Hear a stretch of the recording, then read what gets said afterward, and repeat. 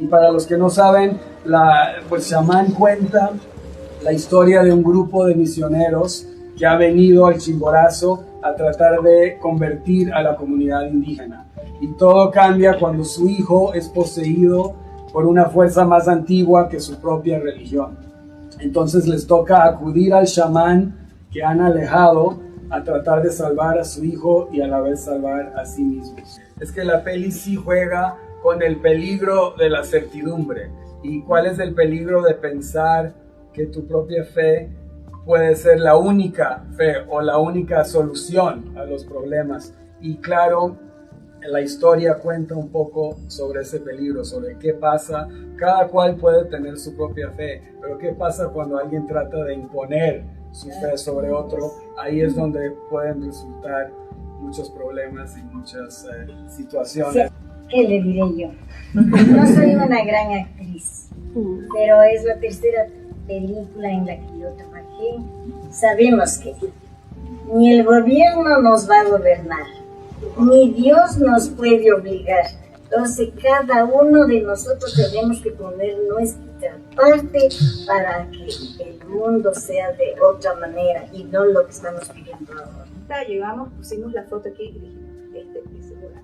Y ahí empezó la aventura, empezó todo el reto de buscar el equipo técnico para hacer realidad Xamán, buscar las otras locaciones, hacer ese vínculo con la comunidad, que si bien es cierto, son muy acogedores y muy generosos en todo su proceder, lograr ese vínculo y esa confianza era algo que nos teníamos que ganar nosotros también, ¿no? Porque llegábamos a un lugar sagrado para ellos y al pie de una montaña muy imponente que nos desafiaba a todos. Entonces creo que cada persona de esa comunidad, desde la primera persona que nosotros conversamos allí, puso un granito de arena en todo lo que es la película ahora y en eso estamos muy agradecidos.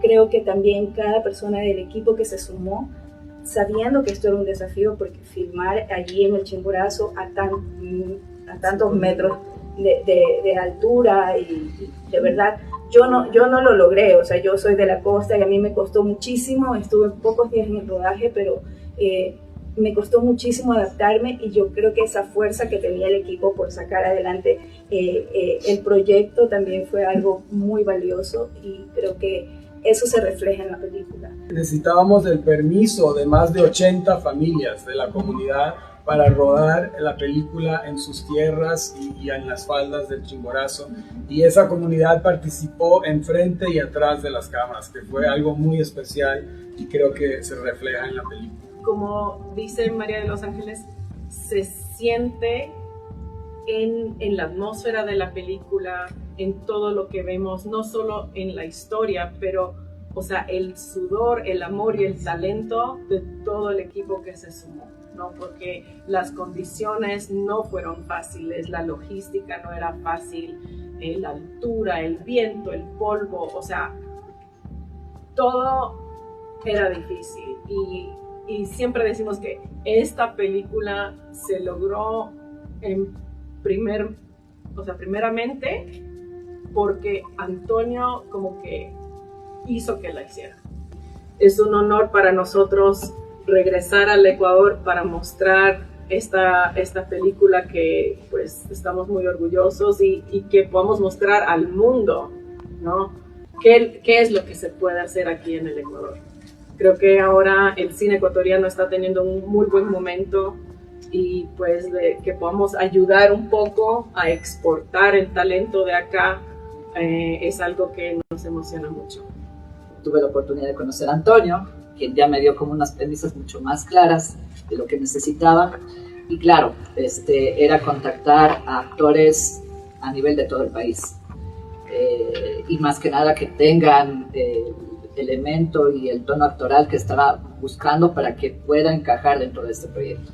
No fue fácil porque de alguna manera también el tiempo era en contra y de alguna manera también teníamos que cumplir con aquello. Y eso fue interesante, desde niños hasta personas adultas, mayores, como ven acá. Y el hecho de la interculturalidad en el lenguaje, que eso también es otro componente más, porque para poder hacer una historia también creo que es importante lo que dice hay que contar lo que pasa en una aldea para ser mundial, para poder exportar. Y creo que eso también es regresar a nuestras historias pequeñas que nosotros tenemos y visibilizarlas.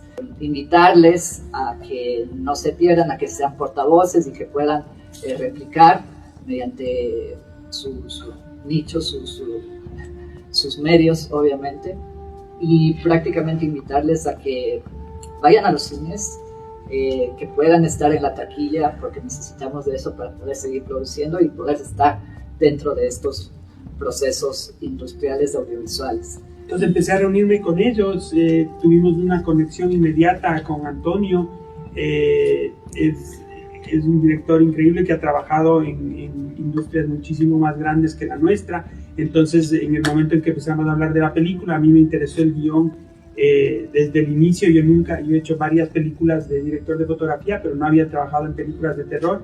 Y no me gustaban, pero me asustan mucho, entonces no veía tantas películas de terror. En mi casa, Ana y mi esposa y mi hijo Nicolás son fanáticos de la muerte, entonces como me dijeron, tienes que ver esto y esto y esto, no puedes ir a filmar una película de terror así.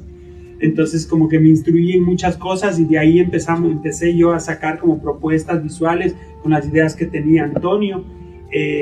Es un director que sabe un montón lo que quiere hacer y que trabaja rapidísimo. Entonces cuando empezamos a hablar me dijo, yo hago 20 setups al día, que son 20 puestas de cámara al día con 2 cámaras. ¿Tú puedes hacer eso? Y yo dije que sí, pero dije me van a despedir a los 3 días, porque yo nunca he hecho tantas tomas cada día. Entonces armamos todo fue muy rápido porque había esta ventana de tiempo en la que había que hacer la película. Normalmente nuestros procesos aquí en Ecuador por las películas son muchísimo más largos, es como que sabes que el próximo año vas a filmar una película y vas a ver las locaciones. Esto fue así como en 3 semanas empieza la preproducción, tenemos fotos de locaciones y empezamos a correr. Antonio tenía esta cosa de que siempre quería que el Chimborazo esté en el cuadro. Entonces yo decía, no, ya es demasiado, les tenemos todos los cuadros del Chimborazo. Pero al final uno ve la película y dice, sí, tenía que estar ahí porque es un elemento visual muy importante que además nos ofreció un clima increíble. La peli sale el 22 como peli de abertura del Festival Friki y el 30 de octubre saldrá en cines en todo el país.